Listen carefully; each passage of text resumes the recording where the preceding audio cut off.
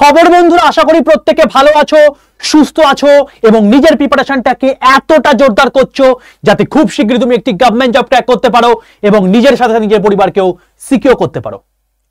তো welcome to railway and police আড্ডা 2% Bengali official YouTube channel. আমি তোমাদের সাথে সুদীপ্ত স্যার চলে এসেছি একটা গুরুত্বপূর্ণ ইনফরমেশন দিতে। তোমাদের মধ্যে অনেকের প্রশ্ন, স্যার আমার যে সামনে পরীক্ষা রয়েছে এনটিপিসি, যারা যারা এএলপি পাস করেছো তাদের এএলপি সিবিটি2 ডেট ঘোষিত হয়ে গেছে, জেইর সিবিটি2 ডেট ঘোষিত হয়ে গেছে। আগামী মার্চের 2 তারিখ থেকে 20 তারিখের মধ্যে 3খানা পরীক্ষা তোমাদের হয়ে যাচ্ছে। আরপিএফ কনস্টেবল 2 থেকে 20 পর্যন্ত, 19 তারিখে তোমার হচ্ছে এএলপি সিবিটি2 এবং 20 তারিখে জেই সিবিটি2।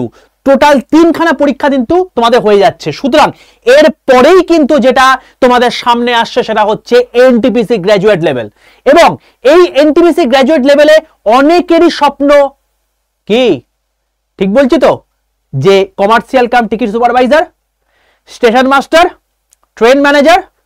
তো অনেকেরই অনেক কিছু স্বপ্ন রয়েছে। এবার আমি তোমাদেরকে কোনো রকম কোনো নিরাশ করতে কখনো আসি না। আমি তোমাদেরকে সবসময় সঠিক জিনিসটা তোমাদের সামনে তুলে ধরি এবং যার মাধ্যমে তোমরা আরো নিজের মধ্যে একটা চাপ সৃষ্টি হয়ে এগিয়ে যেতে পারো, সেটা আমি করার চেষ্টা করি। আমি তোমাদেরকে একটা কথা বলতে পারি, এখন তোমরা যেখানেই ফর্ম ফিল আপ করো না কেন, রেলওয়ে এনটিপিসির জন্য সবচেয়ে ডেঞ্জার জোন হতে চলেছে কলকাতা, সেটা তোমাদেরকে আমি ভিডিও করে জানিয়ে দিয়েছি। এইবার ধরে নাও এবারে তোমার কোনো কারণবশত, কোনো এক দুর্ভাগ্যবশত আজকে তুমি সিসিটিসি অর্থাৎ টিসি, টিটিই এই সমস্ত পরীক্ষাগুলো ক্র্যাক করতে পারলে না, কি করবে? হতাশ হয়ে বসে থাকবে? পরের বছর জন্য ট্রাই করবে? হতেই পারে তোমার আজকে 36 বছর, লাস্ট স্টেজ, কি করবে? তো সুযোগ আছে।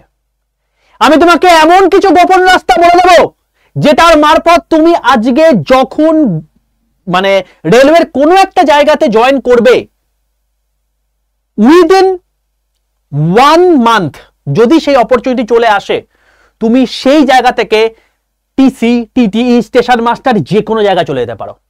ওকে, তো চলো শুরু করা যাক।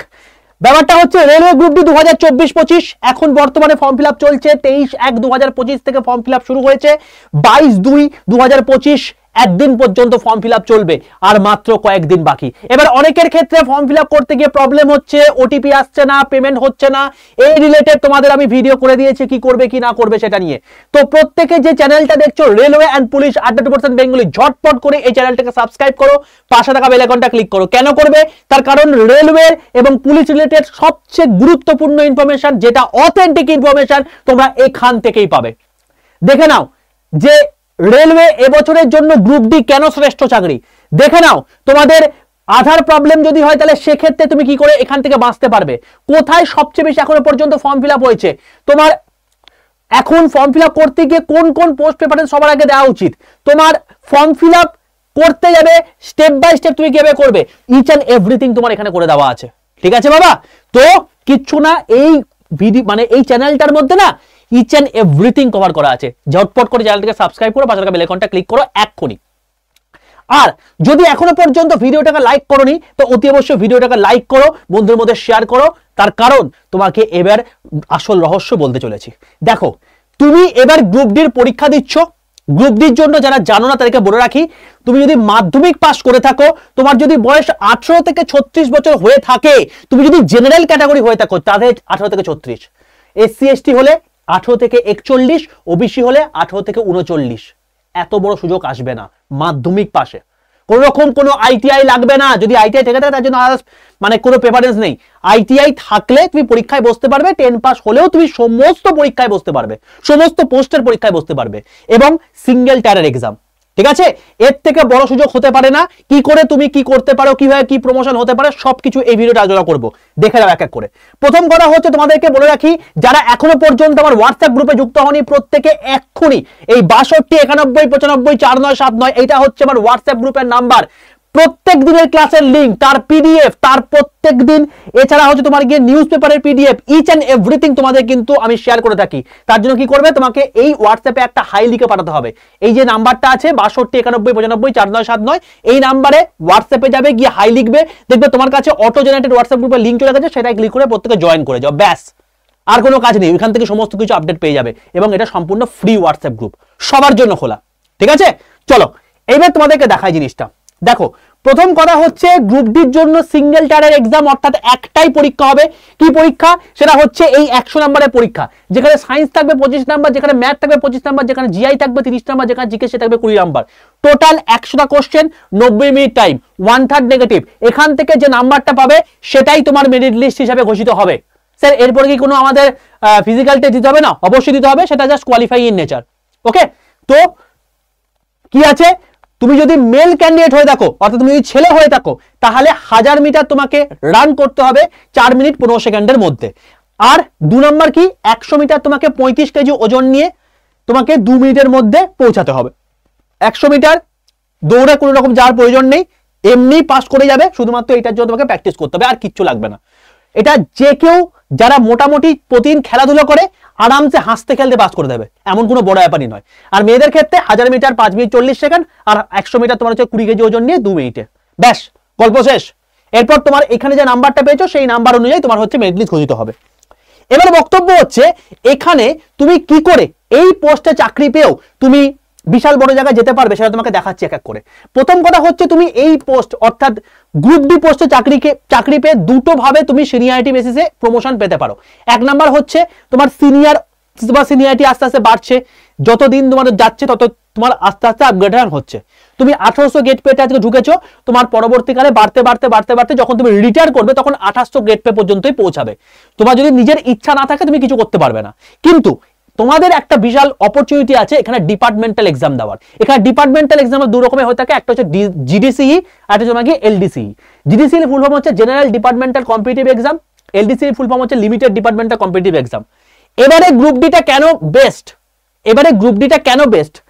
গ্রুপ ডি তে চাকরি করলে কি কি সুযোগ সুবিধা পাবে তোমাদেরকে আমি এখানে পুরো বলে দিচ্ছি। বাবা এই ভিডিওটা দেখো, পুরো জিনিসটা বুঝতে পেরে যাবে। একদিন আগে ভিডিওটা করেছি, ঠিক আছে? এই ভিডিও দেখে নাও, পুরো জিনিসটা ক্লিয়ার হবে। 10খানা পয়েন্ট আছে, এবং এত বড় বড় পয়েন্ট না, এত ভাইটাল পয়েন্ট। অনেকে বলে গ্রুপ ডি চাকরি ধৈর্য করবো না, আরে ভাই পেয়ে দেখাও, ঠিক আছে? তারপর ওই সমস্ত জিনিসপত্র করতে আসবে, আগে পেয়ে দেখাও, অত সহজ ব্যাপার নয়। এবং পেয়ে তারপর ছাড়ো, কেউ কিছু বলবে না। ওই আঙ্গুর ফল টক সবাই বলতে পারে, ঠিক আছে? আগে পেয়ে দেখাও, তারপর সবকিছু হবে।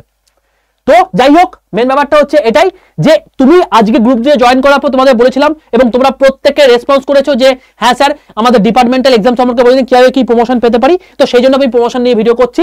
জিডিসি আর এলডিসি তোমাদের পরীক্ষা হবে। তো এই দুটো পরীক্ষা আছে, তার মধ্যে প্রথম হচ্ছে জিডিসি। দেখো জিডিসি পরীক্ষার ক্ষেত্রে তোমাদের প্রথম কথা হচ্ছে তুমি আজকে গ্রুপ দিতে জয়েন করছো, ধরে নিলাম আজকের দিনে, ঠিক আছে?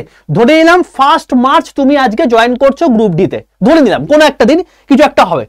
সেই দিনেই তুমি সেই আরআরবিতে যখন জিডিসি পরীক্ষার রিক্রুটমেন্ট বেরোবে, তুমি সেই দিন থেকেই ফর্ম ফিল আপ করতে পারবে। কোনো রকম তোমার আগে থেকে তোমার একটা নির্দিষ্ট তোমার টাইম পিরিয়ড তোমাকে কাজ করতে হবে এরকম কোনো গল্প নেই। প্রথম দিন থেকেই তুমি এটার জন্য এলিজেবল। ওকে, 2 নম্বর কথা, তোমাদের এখানে যে এজ লিমিট থাকে সেটা হচ্ছে ইউআরদের ক্ষেত্রে 42 বছর, ওবিসিদের ক্ষেত্রে 45 বছর, এসটিদের ক্ষেত্রে 47 বছর পর্যন্ত তুমি কিন্তু এই জিডিসি এক্সাম দিতে পারবে। ওকে, নেক্সট কোয়ালিফিকেশন কি? কোয়ালিফিকেশন হচ্ছে সেম অ্যাজ আরআরবি। মানে ধরে নাও তুমি আজকে গ্রুপ ডিতে 14খানা পোস্ট হচ্ছে, তার মধ্যে পয়েন্টস ম্যানে তুমি জয়েন করতে চাইলে, ঠিক আছে? এবার ব্যাপারটা হচ্ছে তুমি 10 পাসে জয়েন করে গেছো পয়েন্টস ম্যান হিসাবে। এইবার তুমি 10 পাসে জয়েন করেছো, বাট তোমার হায়ার কোয়ালিফিকেশন রয়েছে বিটেক, হায়ার কোয়ালিফিকেশন হচ্ছে ডিপ্লোমা, হায়ার কোয়ালিফিকেশন রয়েছে আইটিআই। তো আইটিআই রিলেটেড যে সমস্ত পরীক্ষাগুলো রয়েছে, যেমন এএলপি আছে, যেমন টেকনিশিয়ান আছে, ঠিক আছে? তো যেমন অন্যান্য 12th লেভেলে যে সমস্ত পরীক্ষাগুলো সেগুলো আছে, তো সেগুলো প্রত্যেকটাই তুমি জিডিসি এর মাধ্যমে দিতে পারবে।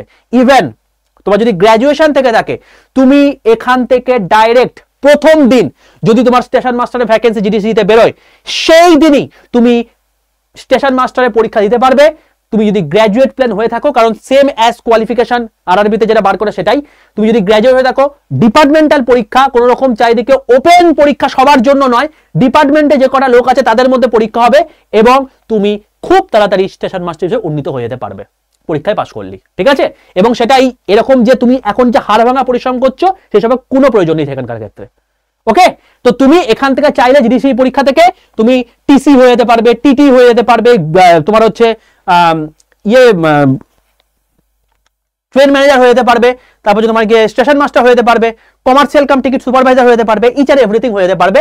কারণ তোমার যদি সেই আরআরবিতে যে কোয়ালিফিকেশন চেয়েছে সেই কোয়ালিফিকেশন থেকে থাকে, তুমি আরামসে জিডিসিতে তুমি দিয়ে তুমি যে কোনো এক্সাম ক্র্যাক করে তুমি সেখানে বেরিয়ে যেতে পারবে।